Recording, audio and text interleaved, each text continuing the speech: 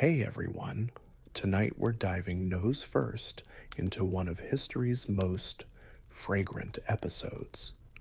We're traveling back to Victorian London, a city at the height of its imperial power, yet brought to its knees by an enemy it couldn't see, but could most definitely and most appallingly smell. We're talking about the Great Stink of 1858, a summer when the River Thames became so foul, so utterly repulsive, that it literally stopped Parliament in its tracks and forced a city to confront its own everything. Imagine the worst, most stomach churning odor you've ever encountered. Now multiply that by 1,000,000. Let it simmer under a hot summer sun, and then spread it generously over several square miles. And honestly, if you were suddenly transported to a London street in, say, July of 1858, you probably wouldn't survive a week without developing a permanent grimace and seriously questioning all the life choices that led you to that particular moment in time and olfactory space. You'd be begging for a one-way ticket to anywhere with a breeze. So before you get too comfortable, take a moment to like the video and subscribe, but only if you genuinely enjoy what I do here. It truly helps the channel continue to explore these aromatic corners of history. And as always, I'd be delighted to know where you're listening from this evening and what time it is in your part of the world. It's always fascinating to think of us all connected through these shared stories, hopefully in much fresher smelling environments. Now turn down the lights, maybe get a fan going for some gentle white noise, and let's begin tonight's journey together. Picture yourself in London, mid-19th century. It's a city unlike any the world had ever seen before, the heart of a vast global empire, a bustling hub of industry, innovation, and commerce. Its population has exploded, growing from around 1,000,000 souls at the turn of the century to nearly 3,000,000 by the 1850s. People are flocking here from all over Britain and beyond, drawn by the promise of work in the factories, docks, and countless workshops. The streets are a cacophony of sounds, the clatter of horse-drawn omnibuses and carts on cobblestones, the cries of street vendors hawking everything from pies to patent medicines, the distant chug of steam trains, and the constant hum of human activity. Visually, it's a city of stark contrasts. Grand new buildings, like the Houses of Parliament and Buckingham Palace, stand alongside sprawling, overcrowded slums where families live packed into tiny, poorly ventilated rooms. A perpetual haze of coal smoke often hangs in the air, giving the city a gritty, gray-brown patina. You can taste the coal dust on your tongue, feel the damp chill that seems to cling to the narrow alleyways. But beneath this veneer of imperial grandeur and industrial might, a serious problem is brewing, or rather festering. The city's sanitation infrastructure, if you can even call it that, is woefully inadequate for its burgeoning population. For centuries, Londoners had relied on cesspits, essentially holes in the ground beneath their houses, to dispose of human waste. These often overflowed, seeping into the cellars and foundations of buildings, and sometimes even into the wells that supplied drinking water. The streets themselves were often filthy, with animal droppings, household refuse, and slops thrown from windows. And pervading all of this was the prevailing medical theory of the time, the miasma theory. Doctors and scientists largely believed that diseases like cholera, typhoid, and influenza were caused by miasmas, bad smells, foul airs, noxious vapors rising from decaying organic matter. So, in a city increasingly choked with filth and foul odors, the fear of disease was ever present. You'd walk down a street, and your nose would be assaulted by a symphony of unpleasant smells: rotting garbage, the stale beer from the pubs, the metallic tang of tanneries, and the ever present undercurrent of human and animal waste. It's a far cry from the neatly packaged, sanitized urban experience we often expect today. Now, let's turn our attention to the grand, historic River Thames. For centuries, this majestic waterway had been the lifeblood of London, a source of drinking water for the brave or desperate, a highway for trade, a place for fishing, and crucially, a convenient place to dump whatever the city no longer wanted. This included everything from industrial effluent to the contents of those overflowing cesspits. For a long time, the river, with its powerful tides, had managed to dilute and carry away much of this waste. But as London grew, the volume of sewage pouring into the Thames increased exponentially. This brings us to a mainstream historical fact. The network of existing sewers in London was a chaotic patchwork of ancient, often collapsing brick tunnels and open ditches, most of which discharged directly into the Thames or its tributaries, without any treatment whatsoever.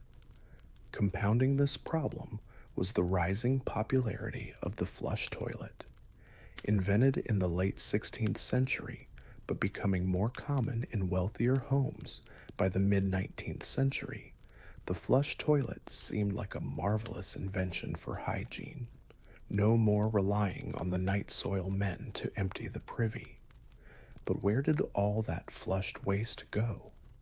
In most cases, it was directed into the nearest sewer or cesspit, which ultimately meant it ended up in the River Thames far more quickly and in greater volume than before. What was intended as a step forward for domestic sanitation became a catastrophe for the river. The Thames was, quite literally, becoming London's open sewer. You can imagine it. London's majestic, historic, and increasingly chunky waterway. One writer at the time described it as a Stygian pool, reeking with ineffable and unbearable horror. You definitely wouldn't want to fall in unless your life's ambition was to acquire a very quick, very smelly, and probably very deadly set of new microbial superpowers. Early warnings about the river's deteriorating condition were numerous, with scientists like Michael Faraday conducting experiments and writing letters to the Times, but significant action was slow to materialize. Then came the summer of 1858. June and July were exceptionally hot and dry. The lack of rain meant the flow of the Thames was sluggish, and the water level dropped, exposing vast banks of thick, black, putrid mud along its shores, mud composed of centuries of accumulated sewage and refuse. As this sludge baked in the relentless summer sun, it began to ferment and release an overpowering, gag-inducing stench that enveloped the city. This was the Great Stink. It wasn't just a localized bad smell, it was an atmospheric event, a city-wide olfactory assault. You'd step outside your door, and it would hit you like a physical blow, a complex bouquet of rotten eggs, sour laundry, decaying fish, and things too horrifying to even name, all wrapped in a warm, humid embrace. The smell permeated everything. It seeped into houses, even those with tightly closed windows. It clung to clothes and hair. Businesses near the river suffered as customers stayed away. People who could afford to do so fled the city for the countryside. Diarists and newspapers of the time are filled with vivid, disgusted accounts. One writer described it as a pestilential smell a smell that took away the appetite and gave a feeling of fainting.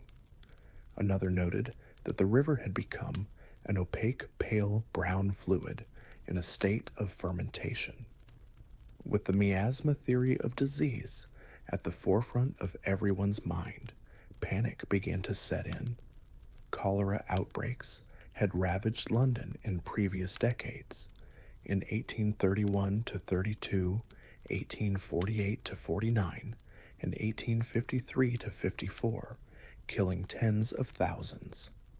People genuinely believed that this horrific smell was not just unpleasant, but deadly, a harbinger of another devastating epidemic. Londoners started developing a new, unofficial Olympic sport that summer. Hold your breath while crossing any bridge over the Thames. Gold medals were exceedingly rare and probably involved a lot of fainting. Nowhere was the impact of the Great Stink felt more acutely or more ironically than in the newly rebuilt Houses of Parliament, situated right on the north bank of the Thames at Westminster. As the stench intensified, the business of government became almost impossible.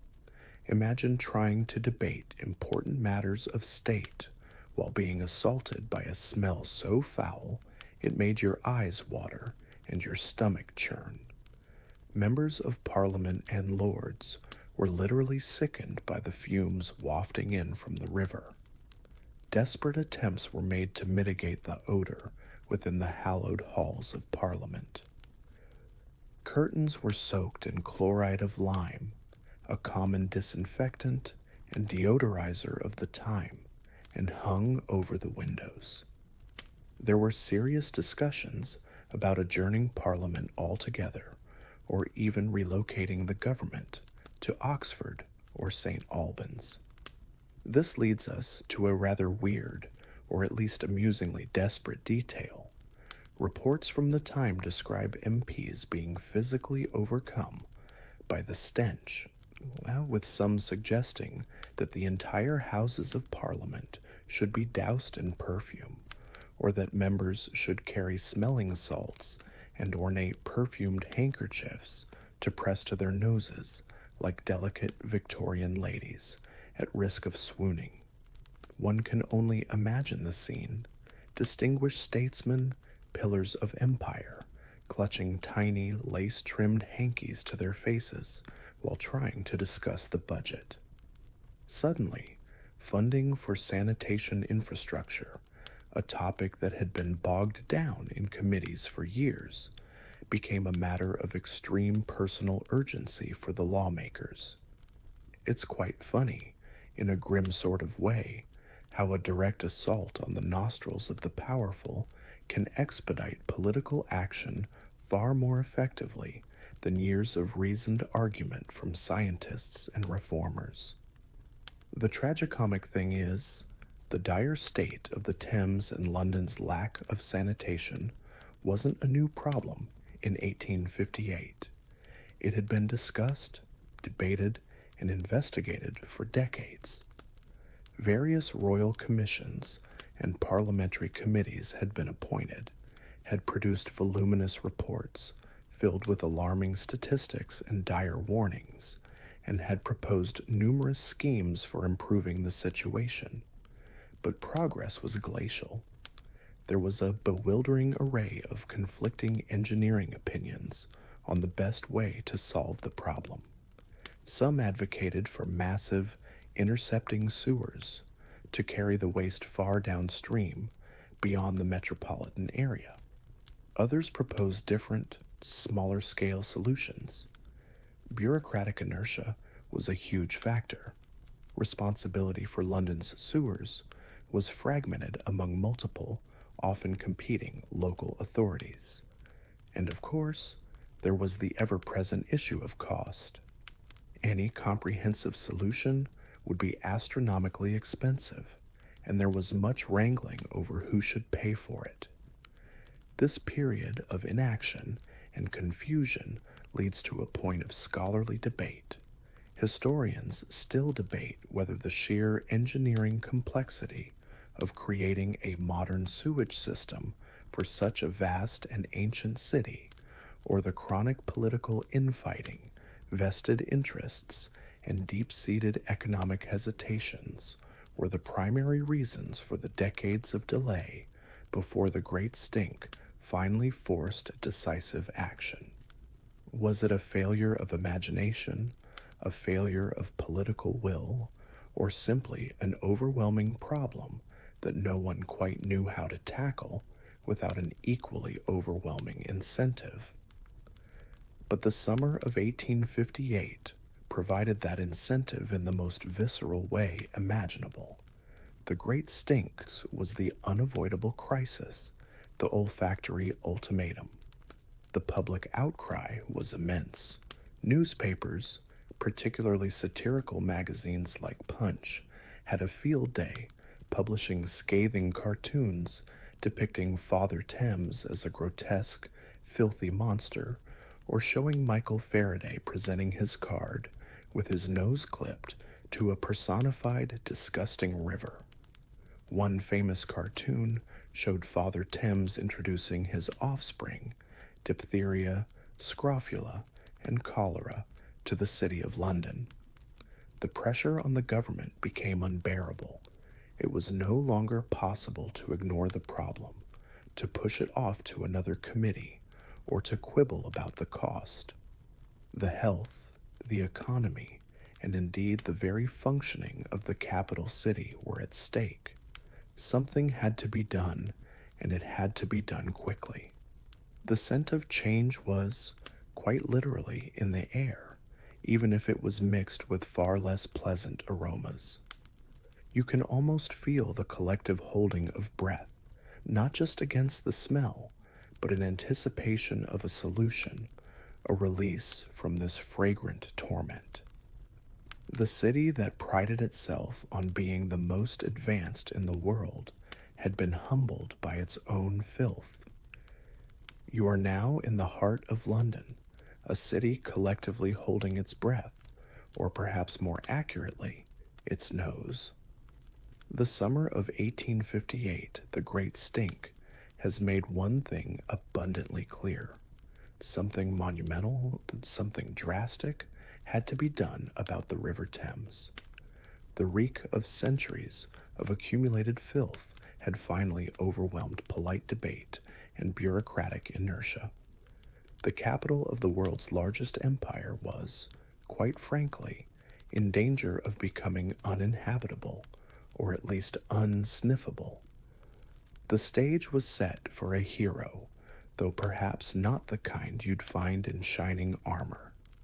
This hero would wield blueprints instead of a sword, and his battlefield would be the subterranean depths beneath London's teeming streets. Enter Joseph Bazalgette. He was the chief engineer of the Metropolitan Board of Works, the body that had, somewhat reluctantly, been given responsibility for London's main drainage a few years prior. Bazalgette was a man of formidable talent, meticulous attention to detail, and unwavering determination. Picture him, a stern-looking Victorian gentleman, perhaps with impressive sideburns, his mind a labyrinth of gradients, flow rates, and engineering calculations.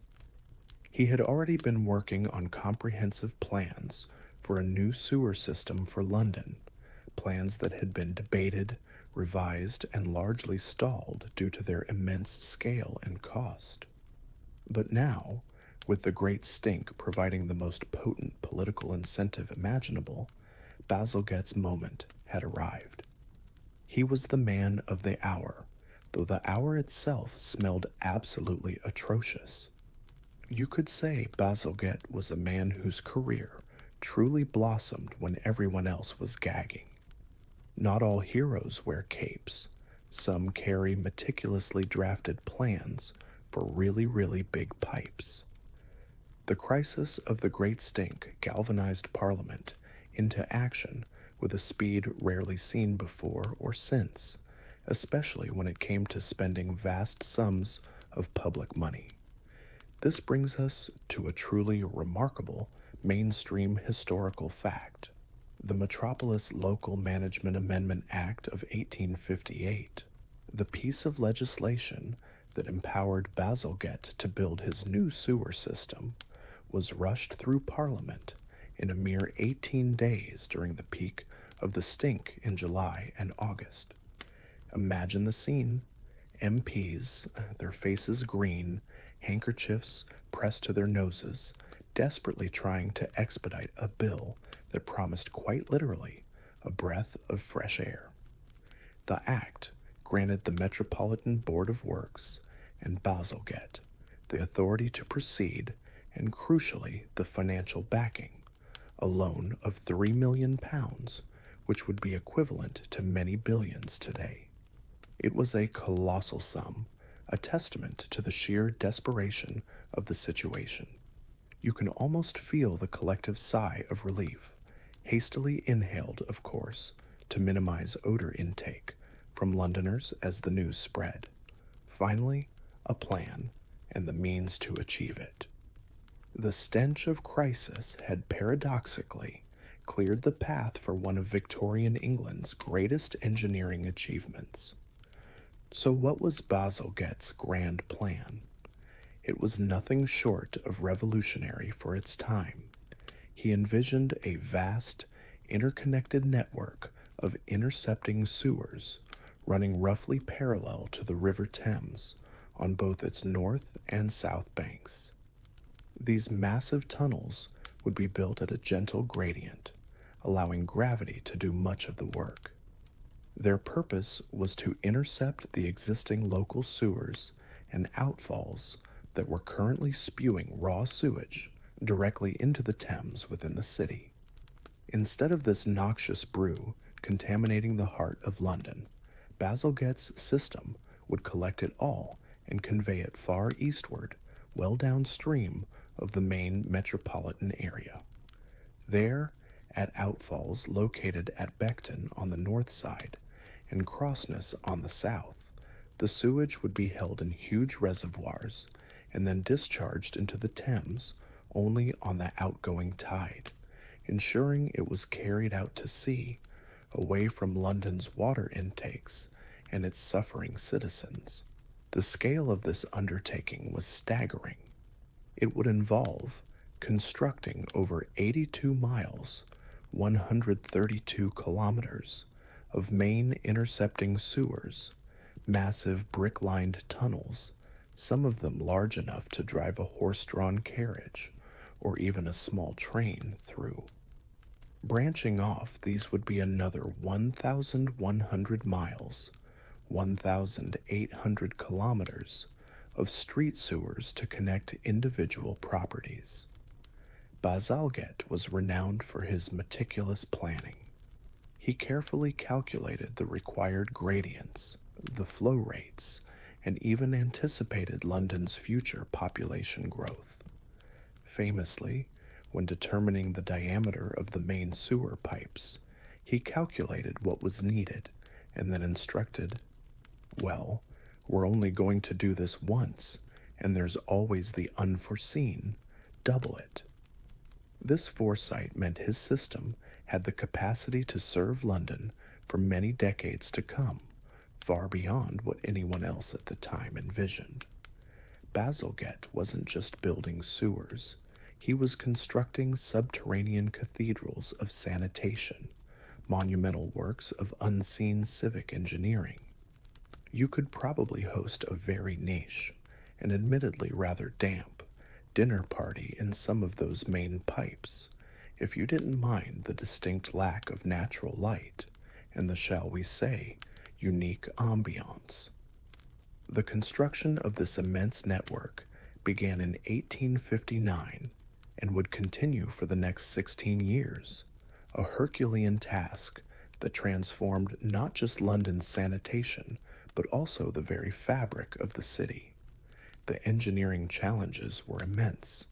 Imagine trying to tunnel beneath a densely populated ancient city, a rabbit warren of existing buildings, narrow streets, canals, underground rivers, and even Roman remains, all without causing major collapses or disruptions. It required extraordinary skill and ingenuity. The workforce for this colossal project consisted of thousands of navvies, the tough, skilled, and often Irish laborers who had built Britain's canals and railways.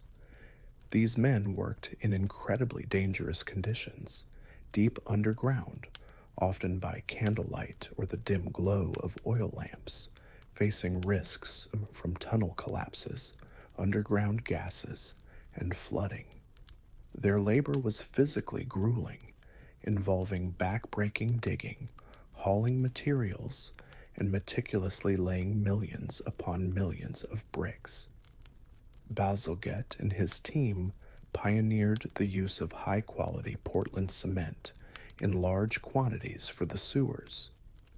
This relatively new material was far stronger and more water-resistant than traditional lime mortar, crucial for creating durable, watertight tunnels. The quality of the brickwork itself was also exceptional, often featuring intricate arches and beautifully crafted junctions, a testament to the skill of the Victorian bricklayers. As the navvies tunneled their way beneath London, they encountered all sorts of obstacles. They had to divert or incorporate London's lost rivers, ancient streams like the Fleet and the Tyburn that had long been covered over and turned into sewers themselves. They dealt with treacherous quicksand, unstable clay, and pockets of gravel. This leads to a rather fascinating weird detail. The sewer excavations became an accidental archaeological gold mine.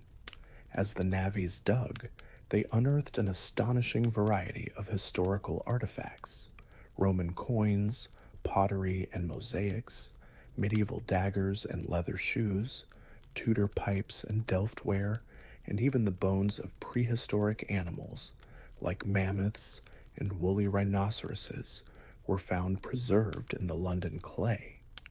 It was as if they were tunneling not just through earth, but through layers of London's history.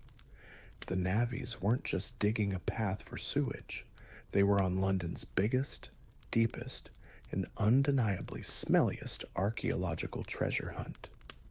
Oi, lads, you can imagine one calling out from the gloom, "Found another Roman emperor's lunchbox down here, and is that auroch's tusk?" Because London is largely flat, especially in the areas south of the Thames, gravity alone couldn't carry all the sewage to the eastern outfalls. Therefore, Bazalgette's system incorporated several massive pumping stations at key points to lift the sewage from lower-level sewers into the main high-level outfall sewers. These pumping stations, such as Abbey Mills in Stratford on the north bank and Crossness and Erith on the south bank, were not mere utilitarian sheds. They were architectural marvels in their own right, often built in ornate Victorian Gothic or Romanesque styles, showcasing incredible civic pride and engineering prowess. Crossness Pumping Station, in particular, with its stunningly decorated cast iron work inside, has been dubbed the Cathedral of Sewage. It's a surprisingly beautiful testament to the Victorian belief that even the most functional infrastructure should possess an element of grandeur. Inside these magnificent buildings were colossal steam engines, some of the largest ever built, with gleaming brasswork and immense flywheels, their powerful rhythmic strokes driving the pumps that lifted millions of gallons of sewage each day. You can picture the scene: the deafening roar and hiss of the steam engines, the heat from the boilers, the polished metalwork reflecting the gaslight, a symphony of industrial power dedicated to the unseen, unsung task of keeping London clean.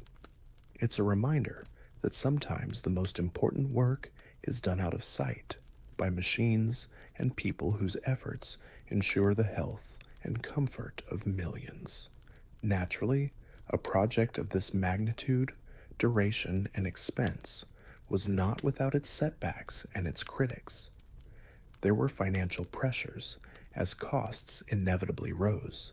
Accidents happened, sometimes with tragic consequences for the workers. The public, while initially desperate for a solution, could grow impatient during the long years of construction, with streets disrupted and the promised relief not yet fully apparent. Throughout it all, Joseph Bazalgette remained a figure of steadfast determination and meticulous oversight. He was known for his relentless attention to detail, personally inspecting much of the work, ensuring that his exacting standards were met. He faced down skepticism, navigated political hurdles, and kept the immense project on track. This unwavering commitment was crucial to its ultimate success. The impact of the sewers on public health, particularly in reducing waterborne diseases like cholera and typhoid, was profound. However, this brings us to another area of scholarly discussion. Historians still debate the full extent of the immediate public health benefits attributable solely to Bazalgette's sewers versus other contemporary sanitary reforms that were also taking place, such as improvements in the quality and supply of drinking water, slum clearances, and a growing understanding of hygiene. While the sewer's role in drastically curtailing cholera by preventing sewage from contaminating the Thames, and thus the drinking water intakes, is undeniable, the overall improvement in Victorian public health was likely a result of multiple converging factors. It's a complex picture, but Bazalgette's system was undoubtedly a massive, foundational piece of that puzzle. As more and more sections of the intercepting sewers became operational throughout the 1860s and early 1870s, a slow, almost imperceptible change began to occur in the heart of London. The River Thames, once an open cesspool, gradually started to breathe again. The thick, offensive sludge on its banks began to diminish. Fish, which had long since vanished from the central reaches of the river, slowly started to reappear. The pervasive stench that had defined the Great Stink began to fade from memory, replaced by the more ordinary, if still somewhat smoky, smells of a Victorian metropolis. Interestingly, Joseph Bazalgette himself was a proponent of the miasma theory. He believed bad smells caused disease, so he thought his sewers were working by removing the foul odors. In a happy coincidence of scientific misunderstanding, leading to a correct solution for the wrong reasons, his system also tackled the actual mode of transmission for diseases like cholera, water contaminated with sewage. Dr. John Snow had famously linked cholera to contaminated water during the 1854 Broad Street pump outbreak, but his germ theory of disease was not yet widely accepted. Bazalgette's engineering, driven by the desire to banish the miasma, inadvertently became one of the greatest practical applications of germ theory before germ theory was even fully established. The unseen network of tunnels beneath London was quietly, efficiently, and profoundly changing the city for the better, laying the foundation for a healthier, more livable future. The citizens of London could finally begin to unpinch their noses and breathe a little easier, thanks to the vision of one engineer and the Herculean efforts of thousands of unseen workers toiling beneath their feet. The Thames, while still a busy industrial river, was no longer a national embarrassment, but once again a source of civic pride. its waters flowing a little cleaner, its future a little brighter. You are now witnessing the slow, almost miraculous transformation of London. The unseen network of Joseph Bazalgette's intercepting sewers, a vast subterranean web of brick and mortar, is steadily nearing completion. The air, while still carrying the usual smoky tang of a Victorian industrial city, is noticeably less offensive, particularly near the Thames.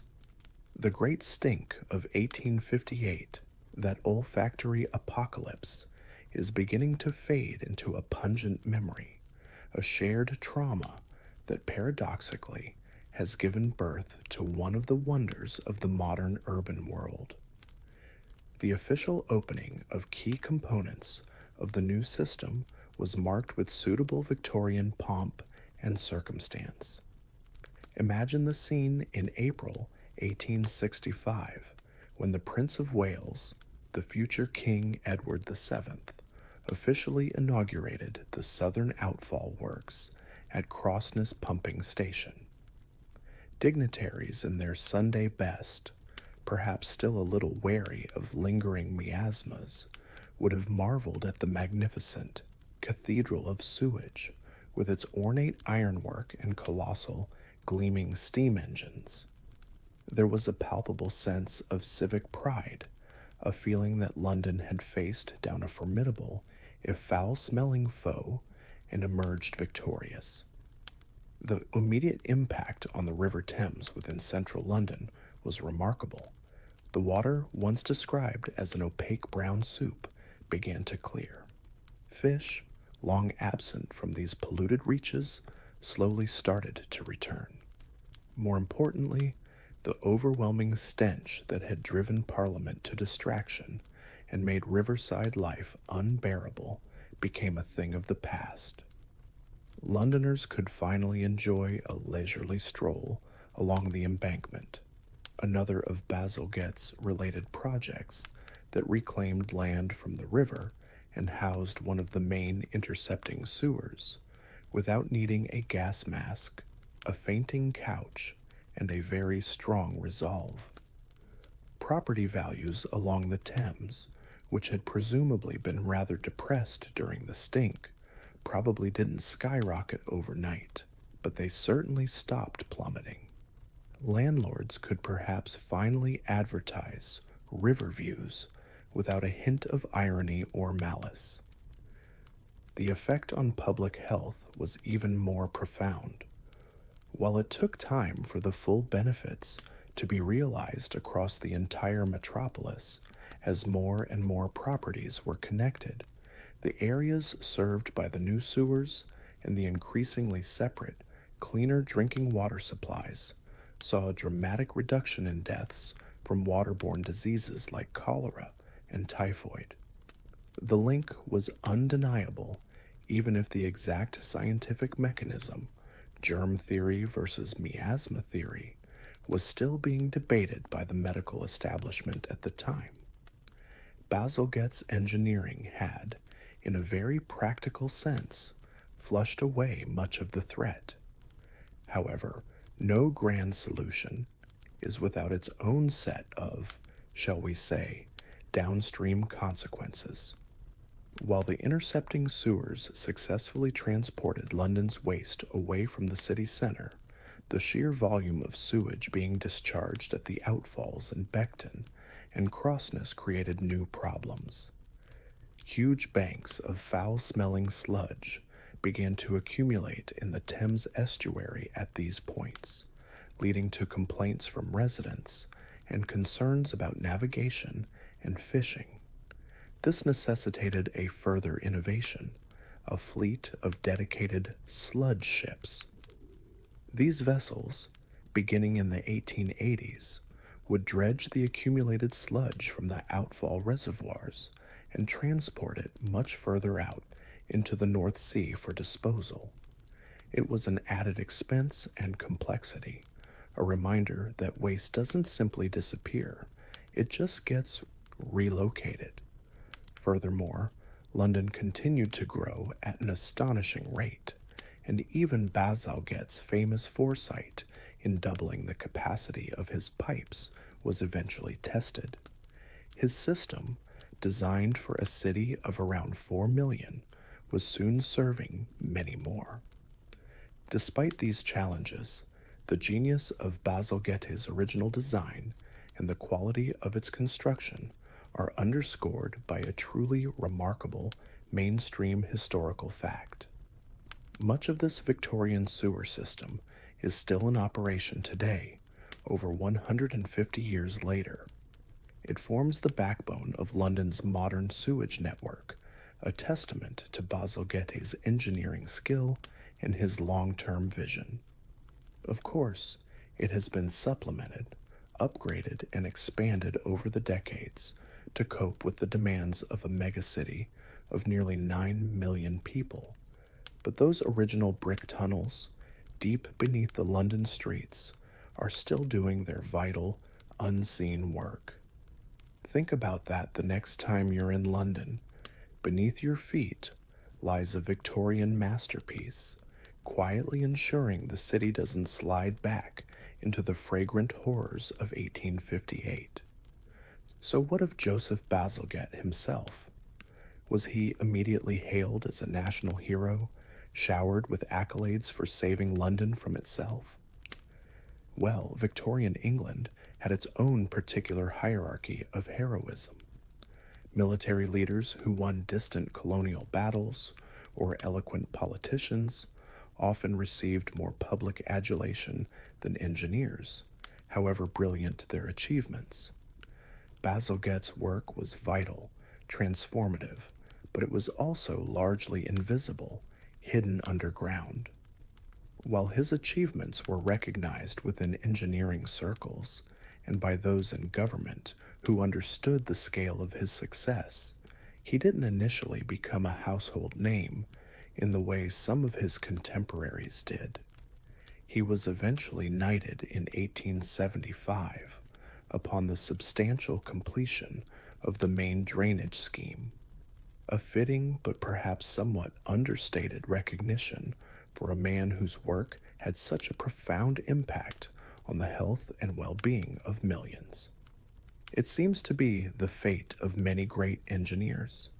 Their triumphs are often out of sight, out of mind, taken for granted once the crisis they solved has passed. Bazalgette, the man who literally saved London from smelling itself to death and possibly from dying of cholera en masse. He may not have gotten many ticker tape parades, but every Londoner with a functioning loo and access to clean water, even today, owes him a significant debt of gratitude. The success of London's Great Cleanup did not go unnoticed by other major cities around the world.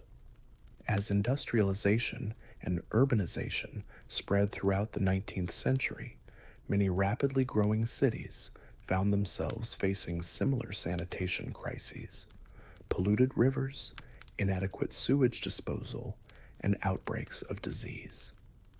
London's ambitious and ultimately successful intercepting sewer system became a model, an inspiration for what could be achieved with bold engineering and sufficient political will. The concept was adopted and adapted in cities across Europe, North America, and beyond. This leads to a rather weird and sometimes amusing detail when you look into the history of sanitation. Before large-scale Bazalgette-style engineering solutions became the standard, cities experimented with all sorts of alternative, often bizarre, schemes for sewage disposal. There were sewage farms, where raw sewage was used to irrigate and fertilize agricultural land, an idea that sounds eco-friendly, but often came with its own set of health risks and olfactory challenges. Various chemical treatments were proposed, patented, and sometimes trialed, aiming to disinfect sewage or precipitate out valuable components.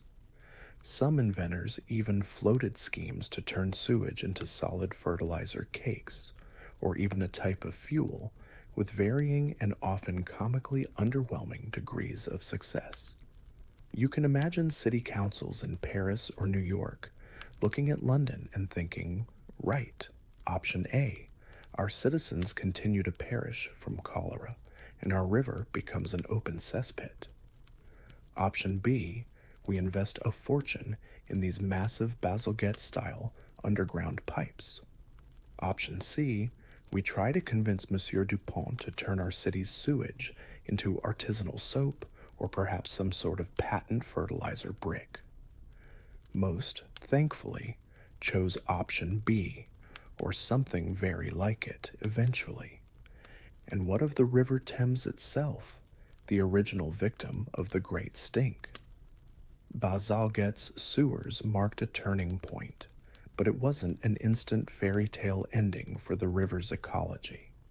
While the gross pollution in central London was drastically reduced, the discharge of vast quantities of untreated and later partially treated sewage into the estuary continued for many decades, shifting the environmental burden further downstream.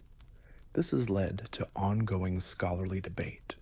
Historians and environmental scientists still debate the long-term ecological consequences of discharging urban waste into estuaries and the open sea, even with advanced Victorian engineering. What is the true carrying capacity of these natural systems? How much can they absorb before irreparable damage is done?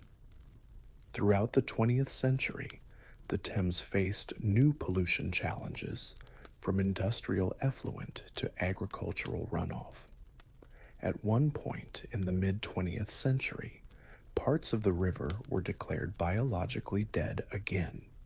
However, thanks to stricter environmental regulations, improved sewage treatment technologies, and dedicated conservation efforts from the 1960s onwards, the Thames has made a remarkable recovery. Today, it is one of the cleanest major city rivers in the world, home to over 125 species of fish, as well as seals, porpoises, and a surprising variety of bird life. It's a popular recreational resource, a vibrant artery running through the heart of London.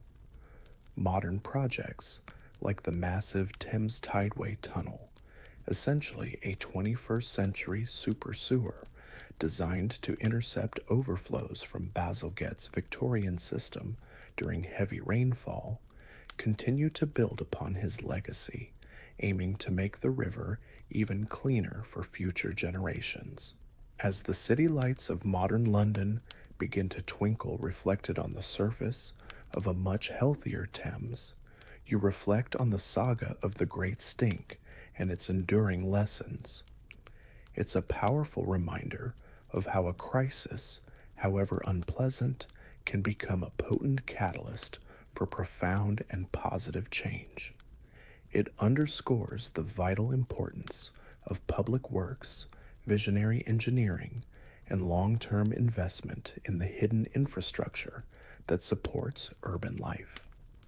It highlights the complex interplay between scientific understanding, or misunderstanding, in the case of the miasma theory driving a solution that actually addressed germ theory, political will, and public health.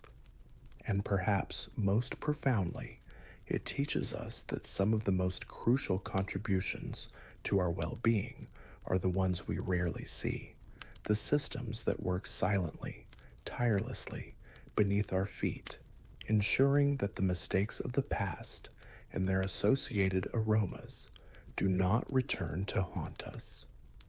The quiet efficiency of Bazalgette's sewers, still serving London today, is a silent, flowing tribute to that principle. Now, as the story of the Great Stink and its resolution comes to a close, allow yourself to drift away from the bustling streets and hidden tunnels of Victorian London. Let the sounds of the city, the clatter of hooves, the rumble of distant trains, the imagined roar of pumping engines, all fade into a gentle, soothing hum. The image of the mighty Thames, once a source of such distress, now flows calmly and cleanly in your mind's eye. There are no more urgent debates in Parliament to consider, no more engineering challenges to overcome, only the quiet satisfaction of a problem solved, a city saved. Feel the day's concerns gently washing away, like the outgoing tide carrying away the last vestiges of the old pollution. Your mind is clear, your body is relaxed, and you are enveloped in a sense of peace. The darkness behind your eyelids is soft and inviting, a gateway to deep and restful sleep. The ingenuity and determination of those who came before us have paved the way for a more comfortable present. Allow yourself to sink into that comfort now, into the quiet restoration that sleep provides.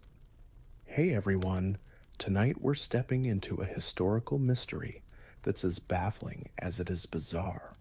We're heading to the city of Strasbourg in the summer of 1518, where an inexplicable mania took hold, an uncontrollable urge to dance. And this wasn't a joyous, celebratory kind of dance. This was a relentless, exhausting, and sometimes fatal compulsion that gripped hundreds of people for weeks on end. Imagine an energy you can't control, forcing your limbs to move, your body to twist and turn day after day until you literally drop. It sounds like something out of a surrealist film, but it was a very real and very terrifying historical event. And let's be honest, if you were suddenly dropped into a medieval city where a dance-off could last for weeks, with the limited hydration options, questionable public hygiene, and the prevailing belief that it might be demonic possession, you probably wouldn't survive the first encore, let alone the whole agonizing performance. So before you get too comfortable, take a moment to like the video and subscribe, but only if you genuinely enjoy what I do here. Your support truly helps keep these explorations of history's stranger corners going. And, as always, I'd love to hear where you're tuning in from tonight and what time it is in your part of the world. It's always a quiet comfort to know we're all connected by these stories. Now turn down the lights, maybe get a fan going for some gentle white noise, and let's begin tonight's journey together. Imagine yourself in Strasbourg in the year 1518. It's a bustling city nestled in the Alsace region, then part of the vast and somewhat loosely organized Holy Roman Empire. The city is a patchwork of narrow, winding cobblestone streets, lined with tall, timber-framed houses, their upper stories often jutting out over the lanes below. You can hear the clatter of wooden clogs on the stones, the calls of merchants in the marketplace, selling everything from pungent cheeses to rough-spun wool, the clang of a blacksmith's hammer, and the ever-present tolling of church bells from the magnificent Strasbourg Cathedral, its single, soaring spire dominating the skyline. The air is thick with the smells of a late medieval city. Wood smoke from countless hearths, baking bread, livestock, leather tanneries, and the underlying, ever-present human smells of a densely populated area before modern sanitation. But this isn't a period of carefree prosperity for everyone. The early 16th century is a time of considerable anxiety and hardship. Famines have swept through the region periodically, leaving many weakened and desperate. Diseases are rife. The dreaded plague still casts a long shadow. Leprosy is a constant fear, and a new, terrifying ailment, syphilis, sometimes called the new pox, or the French disease, is spreading across Europe. Social unrest simmers beneath the surface, with tensions between the wealthy guilds and the impoverished peasantry. And perhaps most significantly, it's a time of deep religious anxiety. The Protestant Reformation is just around the corner. Martin Luther had nailed his 95 Theses to a church door just the year before, in 1517, and the foundations of the established church are beginning to tremble. In this atmosphere, superstition is potent. People are quick to see divine judgment or demonic influence in unexplained misfortunes, and the line between the natural and the supernatural is often very blurry. You walk through these streets and you feel a sense of unease, a feeling that the world is perhaps a little unhinged, teetering on the edge of something unknown.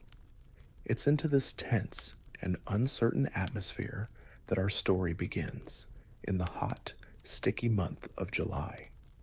This brings us to the mainstream historical fact that is central to this whole bizarre episode. The outbreak famously began with a single woman. Her name was Frau Trophäa, or sometimes recorded as Traufea. One day, for no apparent reason, she stepped out into one of Strasbourg's narrow streets and began to dance. There was no music, no festival, no apparent cause for celebration. She just danced, and not a gentle jig or a graceful waltz. This was a fervent, agitated, almost convulsive movement. Her arms flailed, her body twisted, her feet stamped relentlessly on the hard-packed earth. You can picture her, a lone figure under the summer sun, her face perhaps contorted in a strange mixture of ecstasy and agony, her clothes becoming disheveled, sweat pouring down her face. Her husband, concerned and bewildered, likely tried to reason with her, to make her stop. Neighbors would have gathered, first curious, then alarmed. Perhaps they thought she was overcome by a sudden religious fervor, or maybe a fit of madness. But Frau Trophäa couldn't stop. She danced for hours until she collapsed from exhaustion. Then, after a brief rest, she would rise and begin again. This went on for days, not just a few hours, but 4 to 6 days according to contemporary accounts. She danced herself into a state of utter depletion, her feet swollen and bleeding, her body aching, but still the compulsion drove her on. It's like that one person at a silent disco who really truly commits to the music only they can hear, except in Frau Trophäa's case, there was no disco, no headphones, and everyone watching was becoming increasingly, deeply terrified. What happened next is what elevated this from a personal tragedy to a city-wide crisis. Within about a week of Frau Trophäa's initial solitary performance, other people began to join her. First a few, then dozens. They too started to dance with the same uncontrollable frenetic energy. It wasn't a coordinated dance. There were no shared steps, no rhythm they were following in unison. Each person seemed locked in their own private, exhausting ballet. The contagion, if that's what it was, spread rapidly. Soon, there were reportedly over 30 people dancing, and by August, some accounts claim that as many as 400 Strasbourgeois were caught in the grip of this strange dancing mania. Men, women, and even some children were affected. Imagine the scene. A street filled with people jerking, twirling, leaping, their faces slick with sweat, their eyes often glazed over or filled with a desperate, unseeing look. Their clothes would be torn and filthy from days of continuous movement. Their feet would be raw and bleeding. Yet they were utterly unable to stop. The air would be filled with their ragged gasps, their occasional cries of pain or despair, but mostly just the relentless, unnerving sound of shuffling, stamping feet. The atmosphere in Strasbourg must have been one of utter bewilderment and mounting terror. What was this strange affliction? Was it a new kind of plague? Was it a divine punishment for the city's sins? Or was it, as many whispered, the work of demons, a mass possession? The usual explanations for misfortune seemed inadequate in the face of something so bizarre, so public, and so viscerally disturbing. Strasbourg quickly went from a rather unfortunate incident involving Frau Troffea's unusual street performance to a citywide flash mob of the damned. Clearly, professional event planning and sensible crowd control were not involved in whatever force was at play here. The normal rhythms of city life would have been profoundly disrupted. How do you go about your daily business when the streets are filled with people dancing themselves to the brink of collapse? The city council, the magistrates, and the powerful clergy were understandably baffled and deeply alarmed. They convened meetings, consulted physicians and learned men, trying to understand and control this terrifying outbreak. Their initial diagnosis, based on the prevailing medical theories of the time, was that the dancers were suffering from hot blood, an excess of heated humors in the body, possibly exacerbated by astrological influences. And their prescribed cure, which seems almost comically misguided to us now, was more dancing. This leads us to a truly weird and unfortunate detail of the official response. The authorities, in their wisdom, decided that the best way for the afflicted to recover was to dance the fever out of their systems. They genuinely believed it was a natural illness that needed to run its course through continuous physical exertion. So they took steps to facilitate and even encourage the dancing. They cleared out guild halls and open marketplaces to provide dedicated spaces for the dancers. They even had a large wooden stage erected in the horse market. And most astonishingly, they hired professional musicians, drummers, pipers, fiddlers, to play lively tunes, hoping to keep the dancers moving and help them sweat out their affliction. As you can probably imagine, this strategy backfired spectacularly. Instead of curing the dancers, the loud music and the designated dancing areas seemed to only intensify the mania. More people were drawn into the frenzied, compulsive movements, perhaps through a kind of mass suggestion, or because the spectacle itself was so overwhelming. The existing dancers, spurred on by the music, pushed themselves even further beyond the limits of human endurance. The city authorities' medical advice was essentially, you've got an uncontrollable urge to dance until you drop? Excellent. Lean into it. Here's a drummer and a dedicated public space for your agonizing involuntary marathon. Unsurprisingly, this did not help alleviate the suffering or curb the spread of the dancing plague. It probably just made the whole horrifying spectacle louder and more organized. The consequences were tragic. As the days and weeks wore on, people began to die. They succumbed to sheer physical exhaustion, heart attacks, strokes, or dehydration. Contemporary accounts, though sometimes prone to exaggeration, claim that at the peak of the dancing plague, as many as 15 people were dying each day. The sight of people literally dancing themselves to death in the streets of a prosperous European city must have been an utterly horrifying spectacle. The failure of the more dancing cure and the mounting death toll forced the city authorities to reconsider their initial diagnosis. If it wasn't hot blood, what was it? Their theory shifted.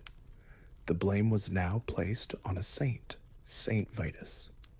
In popular belief, Saint Vitus, a Christian martyr from the 4th century, was said to have the power to inflict curses involving uncontrollable dancing, or chorea, a neurological disorder characterized by jerky, involuntary movements.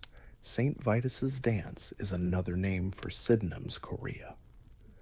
So the dancers were now seen not as merely ill, but as victims of a saintly curse, or perhaps possessed by spirits acting in his name. This leads to an area of scholarly debate. Historians still debate the exact number of participants and fatalities in the 1518 dancing plague.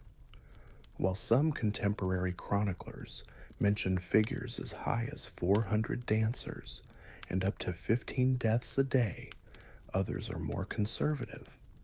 It's difficult to ascertain precise numbers from historical documents that were not always focused on statistical accuracy, but the severity and unusual nature of the event are undisputed by all who wrote about it at the time. With the diagnosis shifted from a natural illness to a supernatural affliction, the proposed remedies also changed. The musicians were dismissed, the public dancing stages dismantled. The focus now turned to spiritual solutions. The city council ordered public prayers, fasting, and religious processions. Shrines were invoked. The dancers, still twitching and writhing, were now to be treated as penitents or as those in need of spiritual rescue. Eventually, in a desperate attempt to appease St. Vitus and lift the supposed curse, the authorities decided to transport the remaining dancers to a shrine dedicated to Saint Vitus, located in the Vosges Mountains near the town of Saverne, Zabern. You can imagine these poor, exhausted souls, many of them barely conscious, being bundled onto carts and wagons, still jerking and trembling for a pilgrimage they did not choose, to seek a cure for an affliction no one truly understood. The journey itself must have been an ordeal, a slow, agonizing procession of the afflicted, leaving behind a city traumatized and desperate for relief, the echoes of phantom music and stamping feet still haunting its narrow, cobbled streets. You are now witnessing a city in the grip of a desperate plan. The initial, rather optimistic, and ultimately disastrous attempt to cure the Strasbourg dancers by encouraging more dancing has failed. The guild halls, once echoing with forced gaiety and the frantic shuffling of exhausted feet, are now perhaps quieter, the hired musicians dismissed, the wooden stage in the horse market standing empty, a monument to a well-intentioned but catastrophically misguided medical intervention. The prevailing theory has shifted from hot blood to a supernatural affliction, a curse laid upon the city by an offended Saint Vitus. And so, the new strategy involves a pilgrimage, a forced march of the afflicted to the saint's shrine in the Vosges Mountains. Imagine this sorrowful procession leaving Strasbourg. The remaining dancers, many of them emaciated, their clothes in tatters, their feet raw and bandaged, are bundled into carts and wagons. Some might still be twitching, their limbs jerking with the residual, uncontrollable energy that has possessed them for weeks. Others might be in a state of near catatonic exhaustion, barely conscious. Their families and city officials would accompany them, a somber parade driven by a mixture of fear, hope, and profound desperation. The journey itself, to the mountain shrine near Saverne, would have been arduous. Days of travel over rough roads, the summer heat still pressing down, the constant, unnerving presence of this inexplicable malady. This brings us to a mainstream historical fact. The Strasbourg authorities having abandoned their earlier secular approaches, did indeed organize and fund the transport of the dancers to the shrine of Saint Vitus, placing their faith entirely in a religious solution. This marked a significant turning point in their understanding of and response to the crisis. It was an admission that earthly remedies had failed, and only divine intercession or the appeasement of a vengeful saint could save them. You can almost hear the whispered prayers, the anxious pleas, as the wagons creaked their way towards the mountains. The St. Vitus pilgrimage. It was a sort of medieval, compulsory wellness retreat, but with significantly more chanting, a distinct lack of artisanal kombucha, and a patient population exhibiting considerably more involuntary twitching upon arrival. What happened at the shrine? Historical accounts suggest that rituals were performed, masses would have been said, offerings made to Saint Vitus, prayers recited for the salvation of the dancers' souls and the healing of their afflicted bodies. Perhaps there were attempts at exorcism, or at least ceremonies designed to placate the saint and lift his supposed curse. And did it work? Remarkably, many reports indicate that a significant number of the dancers did recover after their visit to the shrine. The dancing seemed to subside, the compulsion to move finally releasing its grip. Was this a miracle, a testament to the power of faith and the intervention of Saint Vitus, or were other factors at play? Perhaps the change of environment, the removal from the tense, fear-laden atmosphere of Strasbourg, had a calming effect. Perhaps the cessation of the forced dancing, the end of the musicians, and the public stages allowed their exhausted bodies and minds to finally begin to heal. Or maybe, just maybe, the strange affliction was simply running its natural course, and the pilgrimage coincided with its eventual decline. Whatever the reason, for the city of Strasbourg, the apparent success at the shrine would have been seen as a validation of their spiritual approach, a divine reprieve. Beyond the official explanation of St. Vitus's curse, what did people at the time, or in the years shortly after, think caused this bizarre outbreak? Demonic possession was, of course, a widely held fear in the 16th century, and it's likely that many believed the dancers were indeed possessed by evil spirits, their bodies puppets in a diabolical performance. Exorcisms, either formal or informal, may well have been attempted alongside the prayers to Saint Vitus.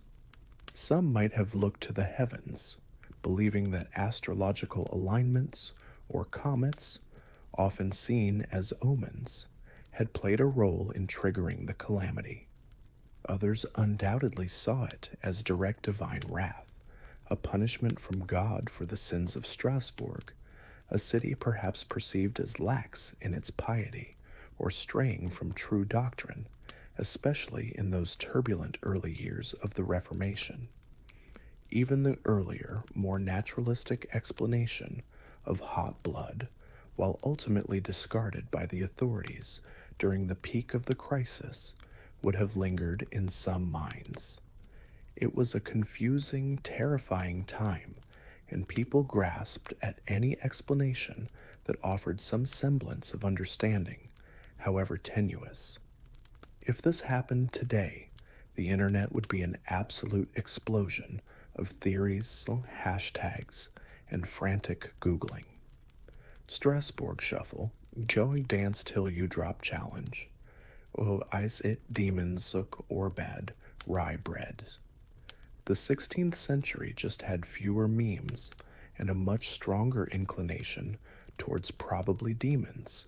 Let's pray harder. Now let's fast forward a bit and look at some of the theories that have emerged in more modern times, as science and historical analysis have tried to make sense of the dancing plague. One of the most popular and enduring explanations is ergotism. You might be wondering, what on earth is ergotism?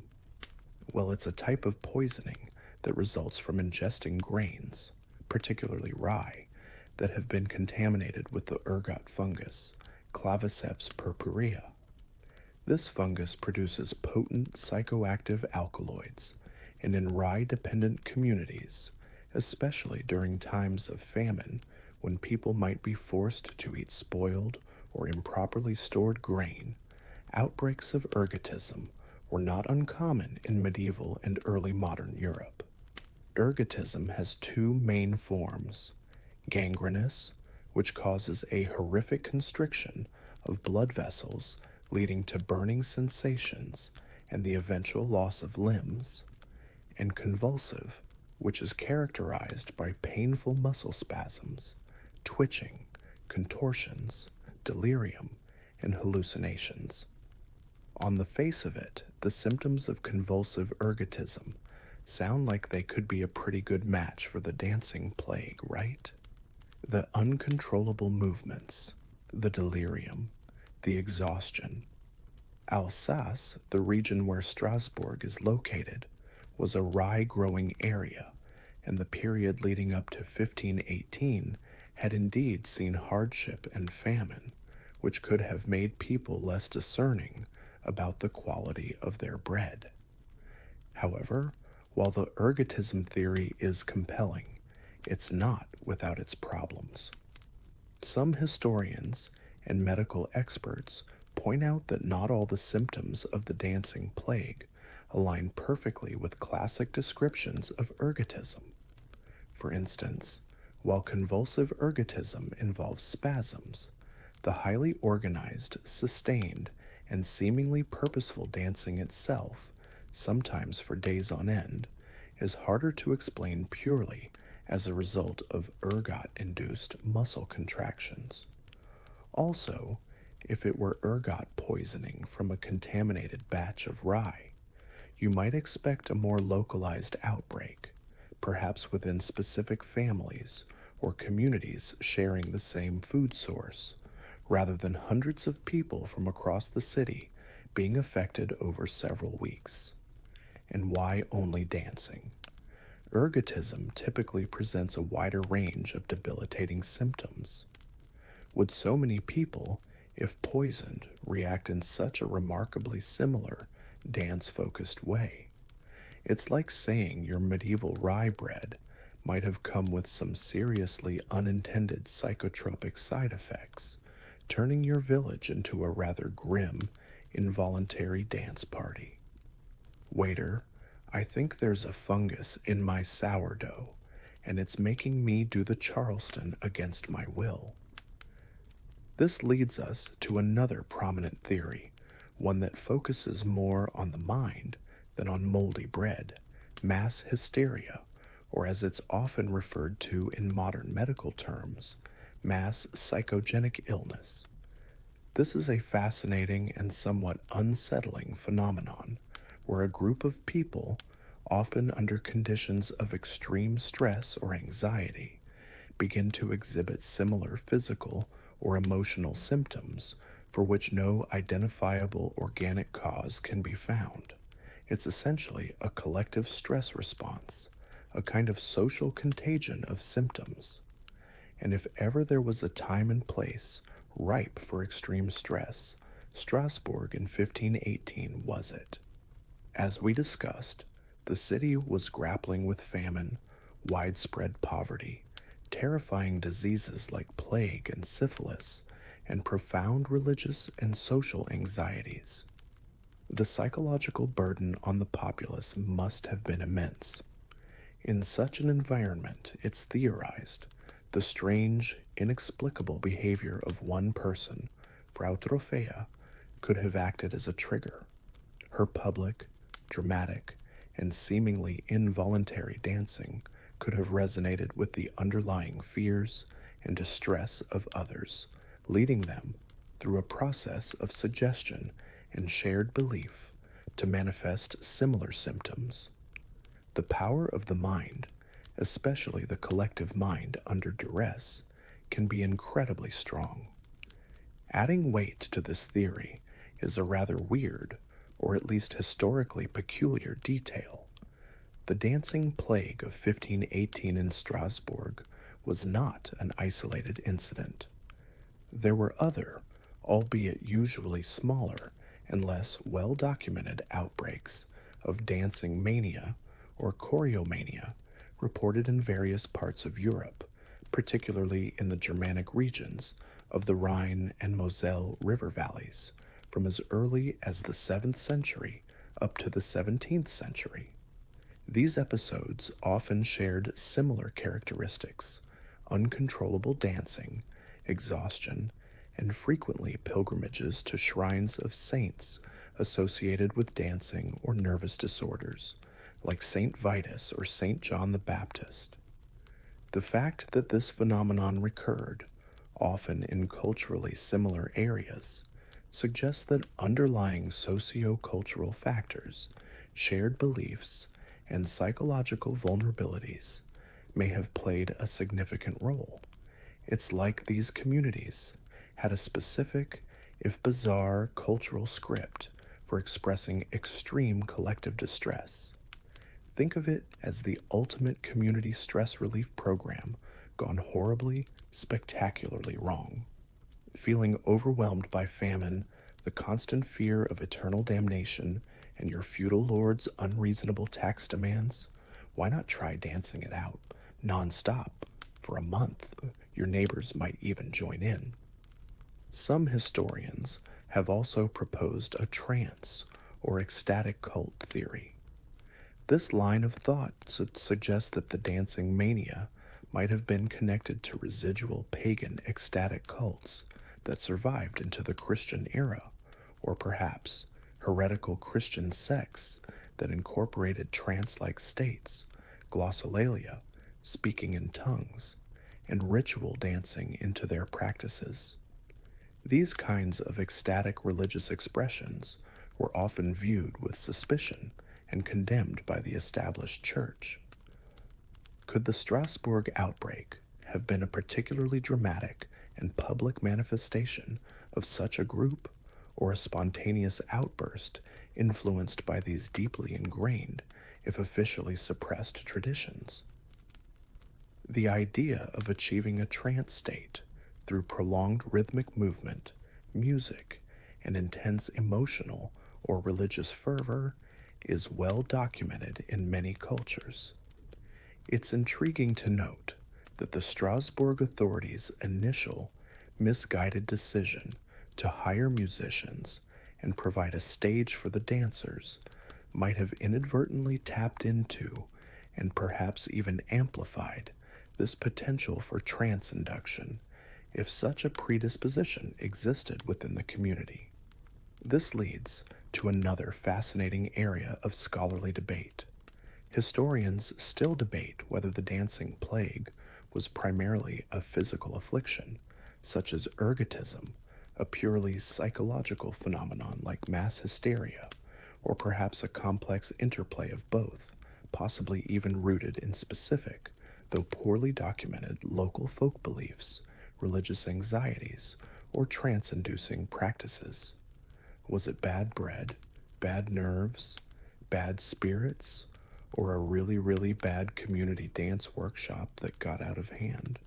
Ultimately, diagnosing a historical event like the dancing plague across a gulf of 5 centuries is an incredibly challenging task.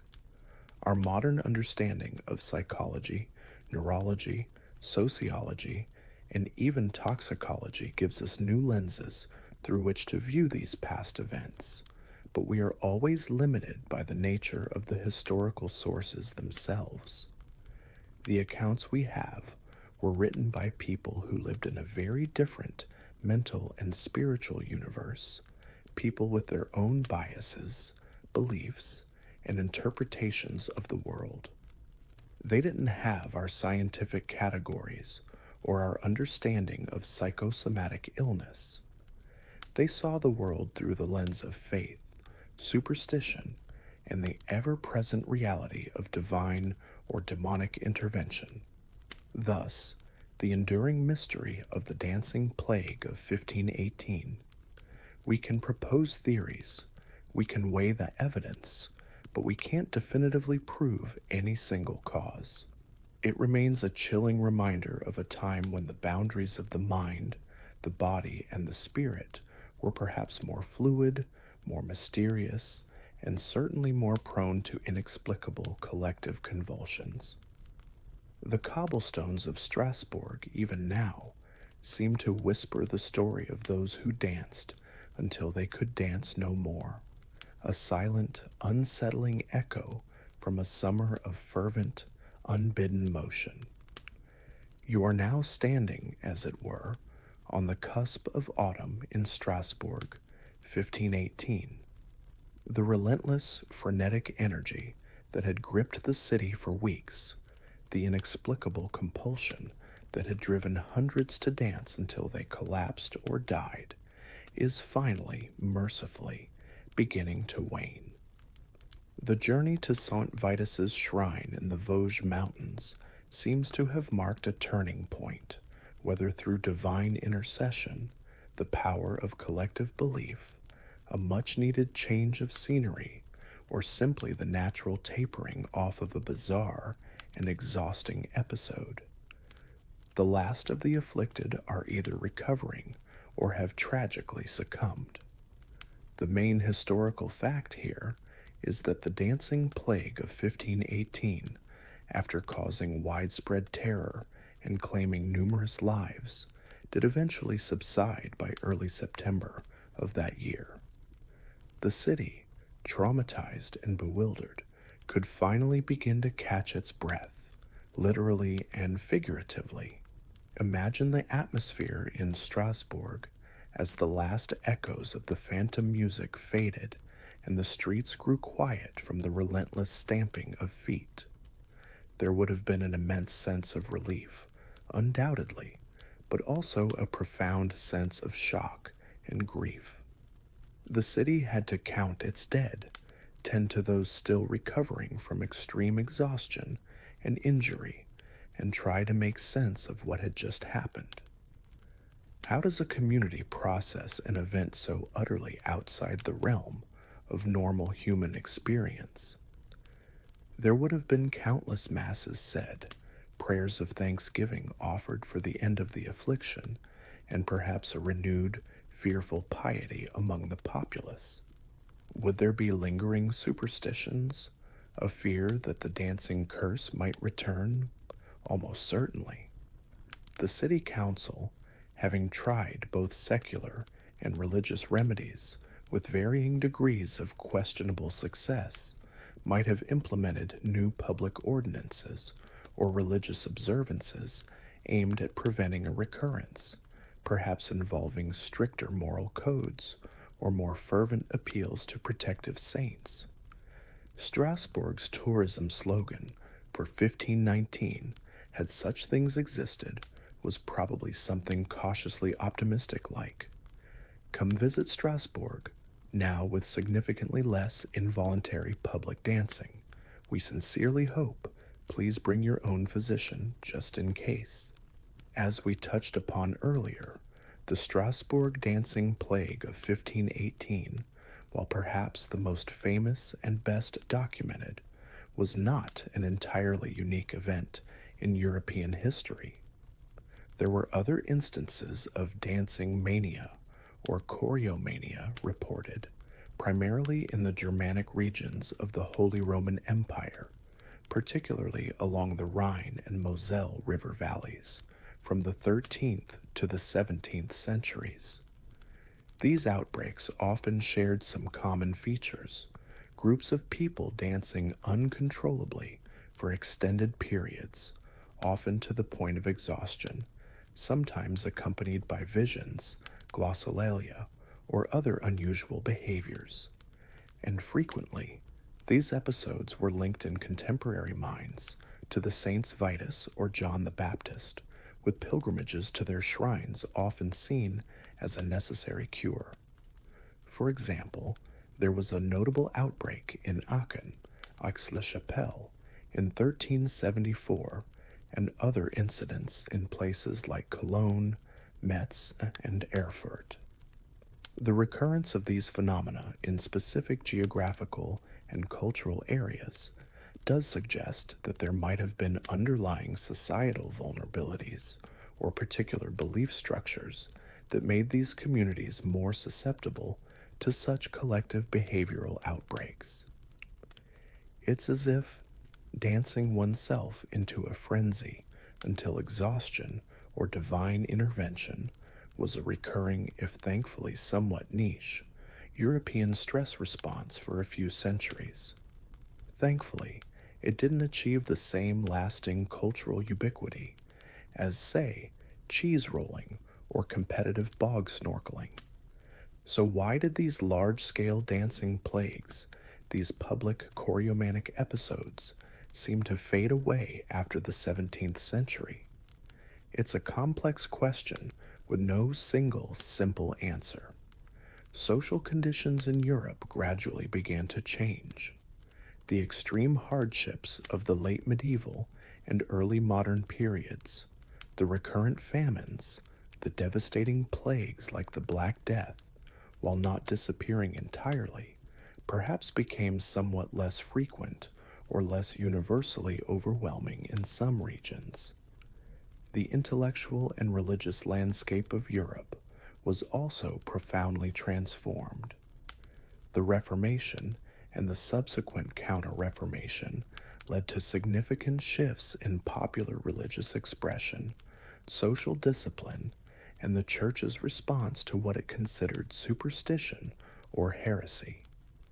The rise of the Enlightenment in the 18th century brought with it a greater emphasis on reason, scientific inquiry, and naturalistic explanations for phenomena, gradually eroding the dominance of supernatural interpretations for events like the dancing mania. Medical understanding, though still rudimentary by modern standards, was also slowly advancing. Conditions that might once have been attributed to demonic possession or saintly curses began very slowly to be seen through a more medical or psychological lens. This brings us to a rather interesting weird detail. Even as late as the 17th and 18th centuries, after the era of the great public dancing manias had largely passed, some medical treatments for lingering nervous disorders, or what was then commonly called St. Vitus's dance, which often referred to Sydenham's chorea, a distinct neurological condition particularly affecting children linked to rheumatic fever, sometimes involved specific types of music or carefully prescribed ritualized movements. The idea that certain kinds of music or rhythmic activity could have a therapeutic effect on disorders of movement or the mind persisted, showing a fascinating, if transformed, continuity in the perceived link between music, movement, and healing for certain ailments. It's as if the core idea of dancing it out was refined from a chaotic public spectacle into a more controlled, individualized therapy. Perhaps people also just found new, less physically exhausting, and less publicly alarming ways to deal with collective stress and anxiety, like inventing really complicated multi-volume novels, or the fugue, slightly less cardio involved, and generally more socially acceptable than writhing in the town square. Looking back from our 21st century vantage point, are there any modern phenomena that bear even a faint resemblance to the dancing plague? While we don't see hundreds of people dancing uncontrollably in the streets for weeks on end, we do encounter instances of what's known as mass psychogenic illness, or MPI. These are episodes where groups of people, often in closed environments like schools or workplaces, develop similar physical symptoms, like headaches, dizziness, fainting, or even twitching, in the absence of any identifiable infectious agent or environmental toxin. These outbreaks are often linked to periods of heightened stress or anxiety within the group, and the symptoms can spread rapidly through social contagion and the power of suggestion. Think of those news reports you might occasionally see about a mysterious illness sweeping through a school where no physical cause is ever found. While the expression of the symptoms is very different from the dancing mania, the underlying psychological mechanisms, collective stress, suggestion, and the social amplification of physical or emotional responses might share some common ground. The power of the collective mind, whether in 16th century Strasbourg or a 21st century office building, remains a potent force. And of course, social media today can amplify fads, collective behaviors, and even anxieties on a scale and at a speed that Frau Troffea could never have imagined. How we pathologize or understand unusual collective behaviors has certainly changed. We look for environmental toxins or viral outbreaks first, and demonic possession is generally much further down the list of differential diagnoses. The dancing plague of 1518, particularly the Strasbourg event, remains so compelling and continues to be studied precisely because it sits at such a fascinating intersection of history, medicine, psychology, and sociology. It's a stark reminder of how profoundly different past societies were in their understanding of the world, the body, and the mind. It highlights the immense power of belief, the vulnerability of communities under severe stress, and the sometimes bizarre ways in which collective anxieties can manifest. It also serves as a humbling lesson in the limitations of historical diagnosis, the sheer difficulty of looking back across centuries with fragmented and often biased sources to definitively explain an event that baffled even those who witnessed it firsthand. This leads to one final area of scholarly debate. Historians still debate whether the primary trigger for such outbreaks of dancing mania was more often severe socioeconomic privation and the resulting psychological stress, the stress hypothesis, or if some of these episodes were perhaps linked to specific, deeply ingrained ecstatic religious or folk practices, perhaps remnants of older traditions that became pathologized or misinterpreted by authorities or chroniclers of the time, especially during periods of heightened religious tension. Were these truly involuntary plagues, or were they, in some instances, a form of ritualized, if extreme, social or religious expression that we no longer fully understand? As the imaginary bells of Strasbourg Cathedral toll a soft, distant note in your mind, you reflect on that strange, feverish summer of 1518. From Frau Troffea's first inexplicable steps to the desperate pilgrimage to St. Vitus's shrine and the eventual blessed return of calm, it's a story that defies easy explanation. It leaves us with a sense of profound mystery, a glimpse into the strange capabilities of the human mind and the extraordinary pressures that can shape human society. The streets of Strasbourg are quiet now, the dancers long gone, their story a faint, unsettling melody in the grand, often discordant, symphony of history. Now, as the tale of the dancing plague draws to its close, let the disquieting images of endless, involuntary motion begin to recede.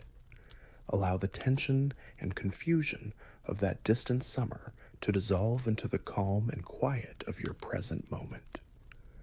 The cobblestone streets soften, the cries of the exhausted dancers fade, replaced by a gentle, peaceful stillness. There are no more frantic movements to observe, no more baffling contagions to ponder, only the soothing darkness behind your eyelids and the steady, gentle rhythm of your own breath. Any lingering thoughts of historical anxieties or inexplicable events can now drift away, like dust motes settling in a quiet, sunlit room. Your mind is becoming calm and clear, your body relaxed and heavy. You are safe, you are comfortable, and the strange fevers of the past cannot touch you here. Let the peace of the present envelop you, inviting you into a deep, untroubled, and profoundly restorative sleep. Good night.